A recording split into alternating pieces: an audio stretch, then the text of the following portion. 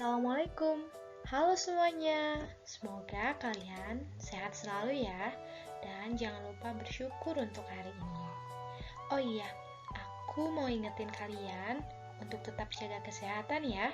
Dan buat yang sering keluar rumah, beraktivitas di luar rumah, jangan lupa pakai masker, jaga jarak, dan sering-sering cuci tangan ya. Nanti masa jaga kesehatan aja nggak bisa, apalagi jaga aku. Oke. Jadi kenalin, nama aku Nesya Nurul Fauzia. Kalian bisa panggil aku Nesya. Aku dari kelas 3 DPG SD Universitas Pendidikan Indonesia Kampus Tasikmalaya. Nah, kali ini aku akan sharing atau berbincang-bincang tentang arti dan makna lambang Pancasila.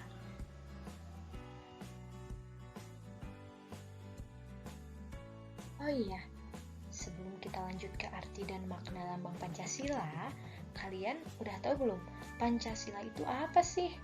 Ya, Pancasila itu berasal dari kata panca yang berarti 5 dan sila yang berarti sendi, atas, dasar, atau peraturan tingkah laku yang penting dan baik.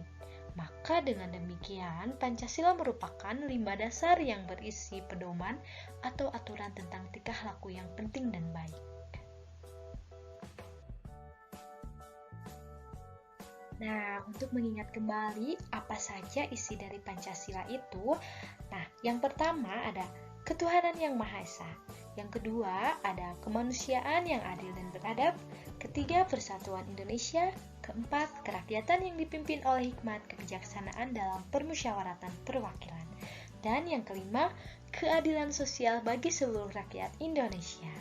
Nah, dalam pasal 36A Undang-Undang Dasar tahun 1945 setelah diamandemenkan 4 kali, yaitu pada tahun 1999, 2000, 2001, dan 2002, dicantumkan kalimat lambang negara ialah Garuda Pancasila dengan semboyan Bhinneka Tunggal Ika.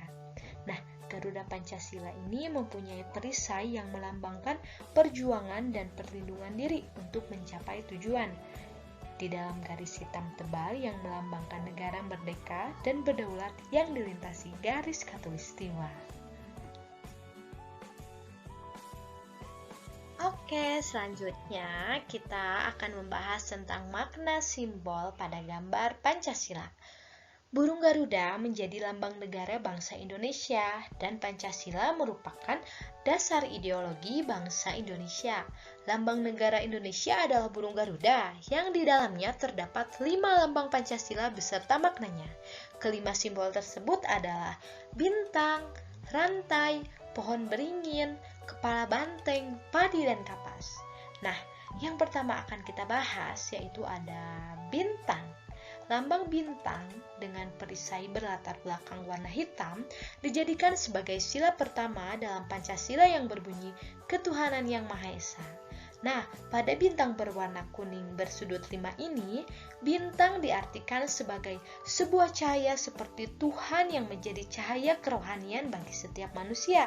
Dikutip situs Kementerian Pendidikan dan Kebudayaan, bintang emas mengandung maksud bahwa Indonesia adalah bangsa yang religius, di mana bangsa yang beriman dan bertakwa kepada Tuhan yang Maha Esa sesuai dengan kepercayaannya masing-masing. Nah, contoh pengamalannya seperti apa? Contoh kegiatan yang bisa diterapkan sesuai sila pertama itu seperti apa? Nah, yang pertama yaitu ada percayalah kepada Tuhan yang Maha Esa. Yang kedua, berusaha menjadi anak soleh atau solehah atau menjadi anak yang dekat kepada agama dan berbakti kepada orang tua. Yang ketiga, mengajak teman untuk sholat berjamaah, kemudian saling menghormati teman yang berbeda agama. Meskipun kita berbeda agama, tetapi kita harus saling menghormati teman kita. Kemudian hidup rukun rukun. Saat kita dan teman kita atau tetangga kita hidup rukun, kita akan merasa aman dan tentram. Kemudian yang terakhir ada tidak memaksa suatu agama atau kepercayaan kepada orang lain. Jadi kita tidak boleh memaksakan seseorang untuk masuk ke agama kita atau ke agama tertentu, karena pada dasarnya setiap manusia atau setiap orang itu mempunyai hak untuk memilih agama yang ingin mereka percayai.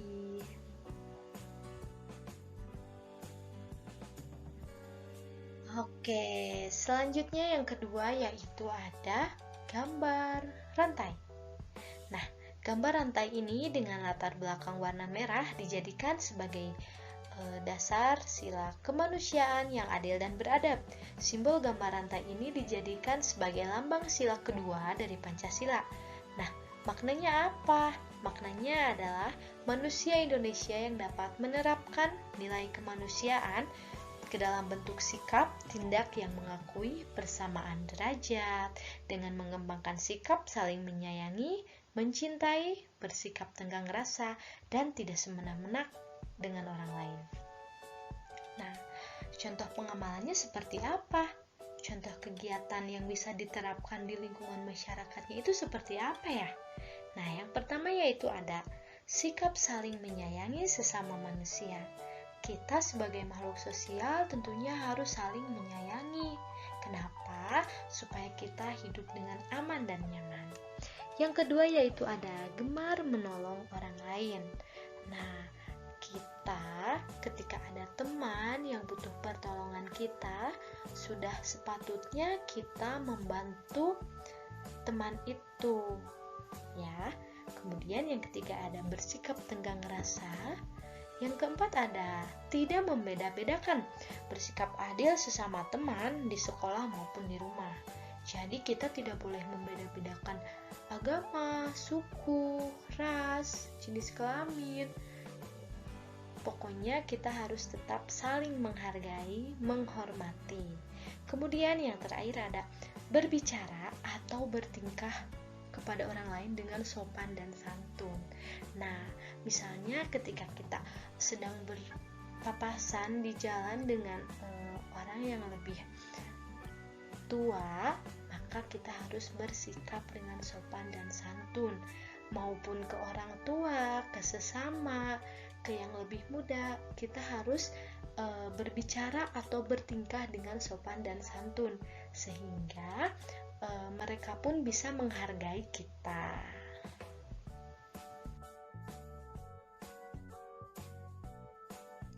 Yang ketiga yaitu ada pohon beringin. Pohon beringin melambangkan sebagai tempat berteduh dan berlindung.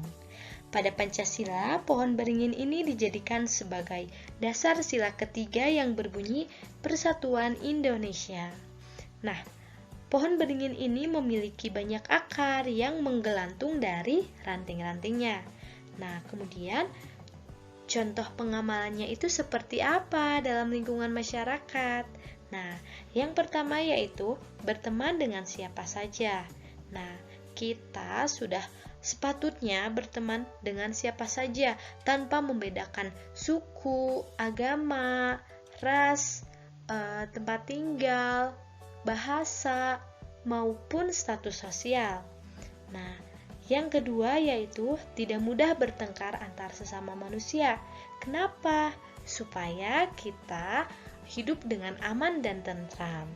Kemudian yang ketiga ada mudah memaafkan teman yang sudah membuat kesalahan. Nah, kita sebagai manusia tentunya pernah melakukan kesalahan, begitupun dengan teman kita.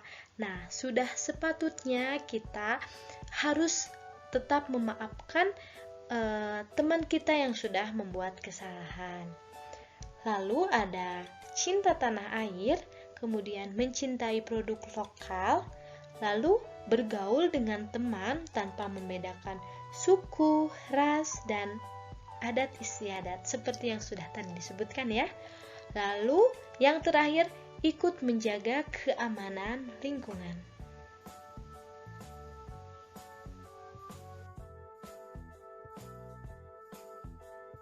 Oke, yang keempat yaitu ada lambang kepala banteng. Nah, lambang kepala banteng ini dijadikan sebagai dasar pada sila keempat Pancasila yang berbunyi, kerakyatan yang dipimpin oleh hikmah kebijaksanaan dalam permusyawaratan perwakilan. Nah, banteng merupakan binatang yang suka berkumpul.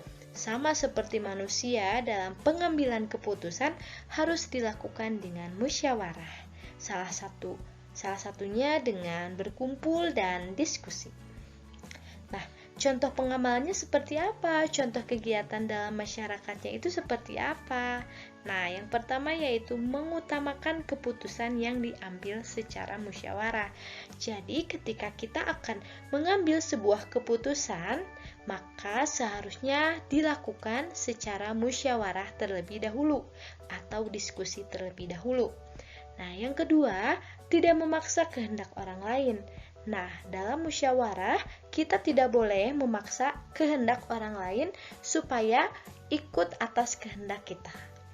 Yang ketiga, yaitu ada melaksanakan musyawarah mufakat. Kemudian yang keempat, menghormati dan menjunjung tinggi hasil musyawarah.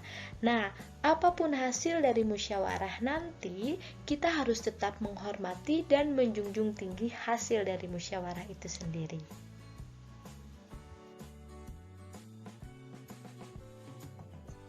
Nah, yang terakhir yaitu yang kelima ada padi dan kapas. Nah, padi dan kapas ini dimaknai sebagai salah satu kebutuhan rakyat Indonesia tanpa melihat status dan kedudukannya. Nah, padi dan kapas mencerminkan pangan dan sandang. Nah, pada Pancasila ini, padi dan kapas dijadikan sebagai dasar kelima yang berbunyi keadilan sosial bagi seluruh rakyat Indonesia. Karena padi dan kapas merupakan kebutuhan dasar setiap manusia, yakni pangan dan sandang sebagai syarat mencapai kemakmuran. Nah, untuk contoh sila kelima Pancasila dalam lingkungan masyarakat, yaitu sikap adil kepada sesama. Kita harus bersikap adil kepada sesama manusia, tidak membedakan suku, ras, status sosial, dan derajat. Lalu ada menjaga keseimbangan antara hak dan kewajiban kita. Kemudian ada menghormati hak-hak orang lain. Nah, ketika kita ingin dihormati oleh orang lain, sudah sepatutnya kita juga bisa menghormati hak-hak orang lain. Kemudian, ikut serta dalam kegiatan gotong royong. Misalnya, kegiatan gotong royong bersih-bersih yang dilakukan di suatu masyarakat.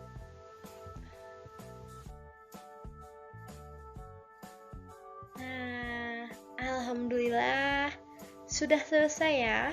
Kita berbincang-bincang mengenai arti dan makna dari lambang Pancasila. Nah, di sini ada sebuah quotes, quotes of the day, yang isinya, perilaku Pancasila adalah mempersatukan, bukan memisahkan. Kita semua Pancasila, kita semua Indonesia. Ini dari Zulkifli Hasan. Alhamdulillah, ternyata kita sudah selesai berbincang tentang arti dan makna lambang Pancasila. Nah, semoga podcast aku ini bisa menambah wawasan atau ilmu pengetahuan bagi kita semua ya. Dan semoga kita selalu terus belajar dan belajar. Nah, di sini aku punya pantun nih. Punya sebuah pantun. Muncul virus di Wuhan, jangan lupa jaga kesehatan. Banyak kata kurang berkenan, sudilah kiranya dimaafkan. Nah, mungkin sekian podcast yang bisa aku sampaikan kepada teman-teman semua. Mohon maaf apabila ada kesalahan dan terima kasih sudah mendengarkan. Sekian dan terima kasih. Sampai jumpa. Dah. Wassalamualaikum warahmatullahi wabarakatuh.